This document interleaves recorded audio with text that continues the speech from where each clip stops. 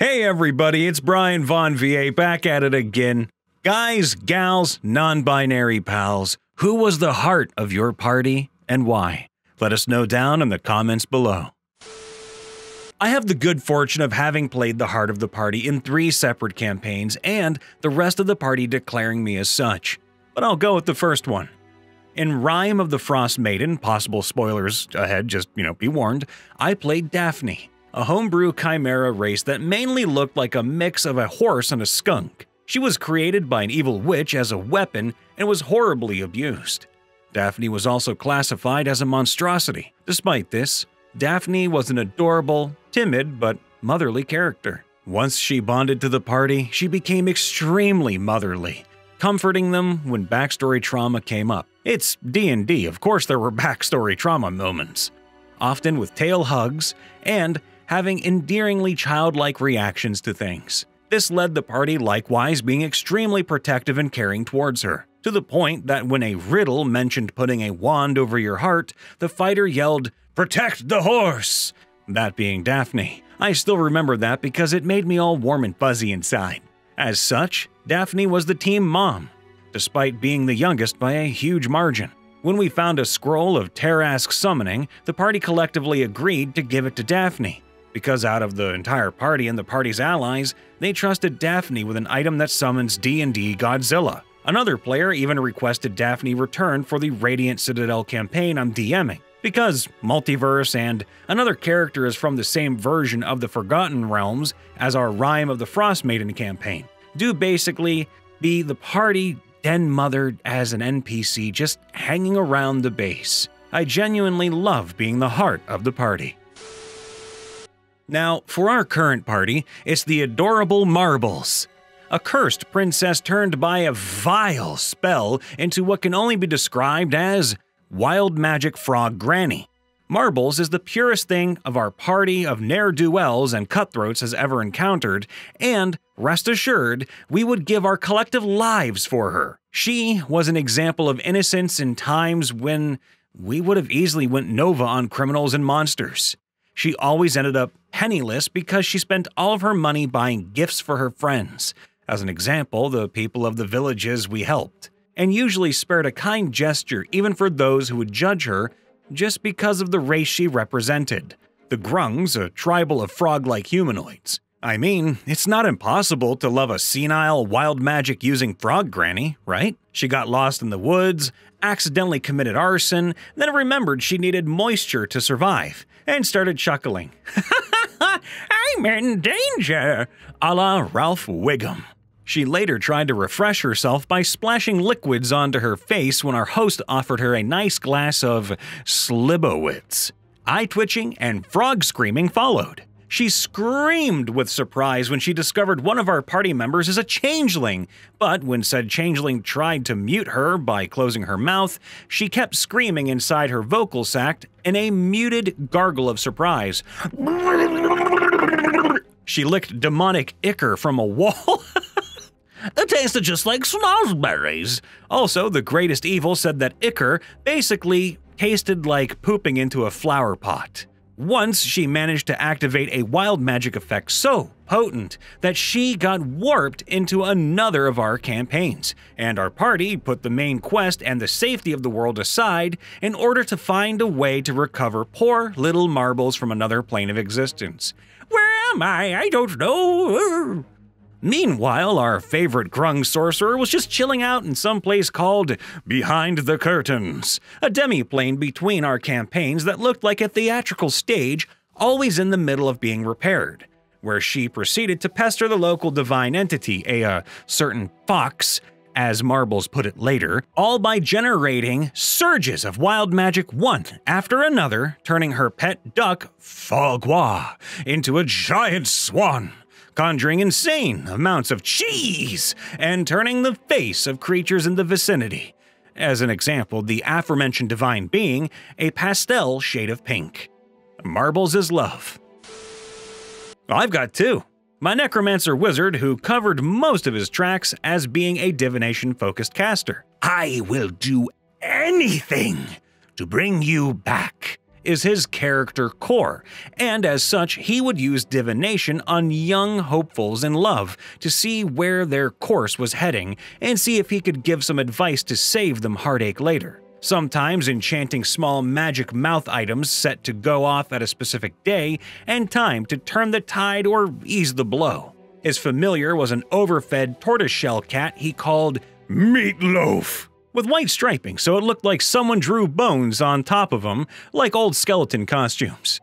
I would do anything for love, but I won't do that. Now the second one, I believe, is from a Star Wars 5th edition campaign. Pip Panaka.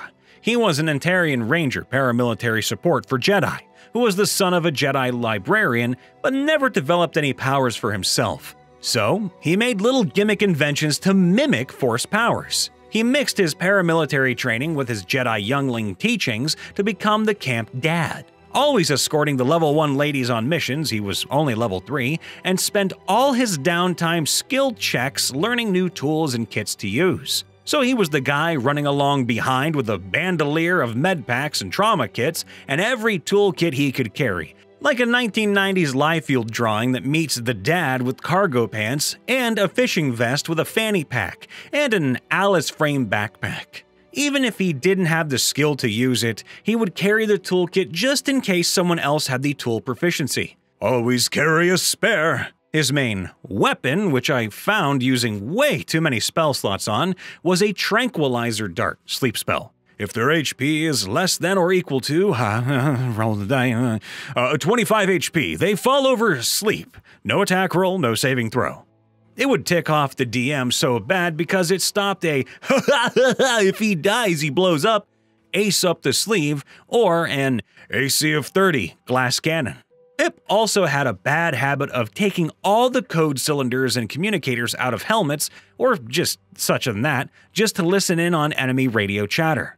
We would often end up with Imperial prisoners of war officers at the end of the missions. And with his mechanics tools, nothing bolted down was safe. He even took the kitchen sink. He became the heart of the party by asking the other characters lots of questions that had nothing to do with the campaign directly, like those 100 questions to ask your character, brought to you by Bard, which were those kinds of writing prompts or something of the effect. Or he'd ask about the etymology of their names. My name's Pip Panaka. My dad named me Pip because I'm proof he got lucky once. Jesus Christ! In our current campaign, my character, Suevano, is the heart. And not just because he's the only good-aligned PC in the group. Seriously, if the cleric's cursed sentient gun thinks she could lay off wanting to execute everyone, that's a red flag! Suevano, formerly Experiment 270, has a bit of an identity crisis. His mind and soul were implanted into a body meant to become a super soldier. The key word here is meant. His mind and soul weren't the ones that were supposed to be injected, as it was an escaped Experiment 001 who injected them into the body early and at random. Of course, the mad wizard in charge of such experiments had his own agenda. To make a long story short, Suevano escaped with the intervention of Ilmater, while leaving the facility in ruins in the process, giving him massive survivor's guilt. He's traveling with the others on a caravan train on a journey to come to terms with his new reality as he remembers his death 200 years ago. He is in a body with unknown capabilities that he hasn't even figured out yet. And while he enjoys healing and helping others as per his pact with Ilmater, he one day wants to follow his true passion of studying magic. He's the party's moral compass, he's the cleric's only friend, and just about the only one whose opinion she'll consider and respect.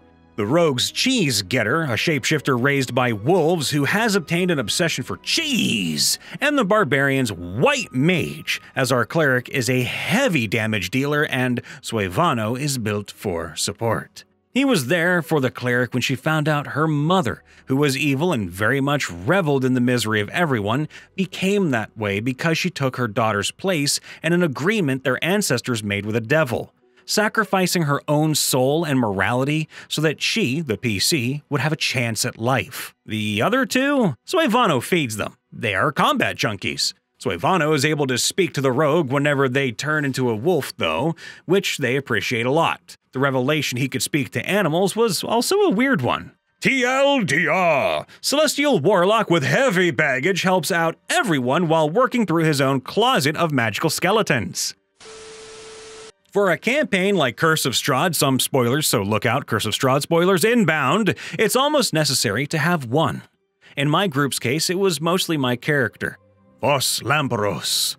Vos is a Way of the Sun soul monk, light domain cleric, radiant soul Asimar, and he's an adventurer who travels the land to help people, and of course, fight evil. He gives extra gold to random strangers and loves to run around on a bright new day, even to the point of jumping out the window one time. He's always connected to his goddess of the moon, even in the deepest parts of Barovia. His mission? Explore the cursed city and slap silly whoever or whatever is causing it. Due to his high wisdom but very low intelligence of 7, his innocence comes off as quite endearing to the point of a somewhat running gag that people in and out of character forget that he's 22 years old. He even believes that he should be the one protecting everyone and is usually disappointed when his team takes the bullet for him, especially after killing Sasha, which was one of Strahd's wives. We are at the end of the campaign, and by far, he remains the least affected by everything that has happened, keeping his chipper demeanor and his hope. I've played the heart of the party through the first few sessions of this new campaign I'm in. I'm a rogue who broke half the party out of jail and accepted the 3 members who tagged along. He then died 4 sessions in, and it was revealed that he was a changeling. Despite the massive lies, the party then spent the next 2 sessions finding a way to bring him back, which ended up being through necromancy, which, he wasn't too pleased about. He thinks the party only brought him back so they are assured payment for the job he assembled them for. But they just wanted their friend back. He's the disappointed father figure of the group and is quite spontaneous and a bit of an urban legend. He's obsessed with stealing any hotel shampoo he can find, and he spent 1 gold on a bottle of really strong perfume to mask the scent of his rotting flesh. I keep ending up getting flung into the party mom role for some reason. Most recently, this happened with my Fey Wanderer Ranger, Breeze. Well, here's the problem. Breeze was, terrible at it. So she tried like hell to keep the party on task, but it's hard when you have an ADHD Kitsune wizard, a stoned shifter druid, and a tiefling bard who's on the run from her family because her mother wants to have her killed so she doesn't have to admit there's a tiefling in the family line. Oh, and the party dad, by the way, he's a reborn barbarian who had regained some of his memories in one of the last sessions we played, and had learned that he used to be a leader in the army fighting against Neverwinter, which is the army we're now fighting against.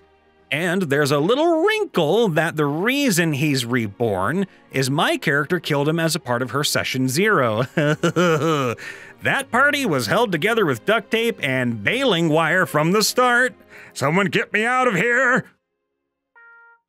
Hey everyone, Brian Von VA checking in after the vid. Make sure to stay happy out there and hydrated as you, yes you, leave a like, subscribe, and ring that bell. Why? So you can get more and more stories from yours truly, the crew at MrRipper. That said, leave a comment down below too, telling us who the heart of your party was and why they were. We love you all. Be safe and happy. See you next time. Bye for now.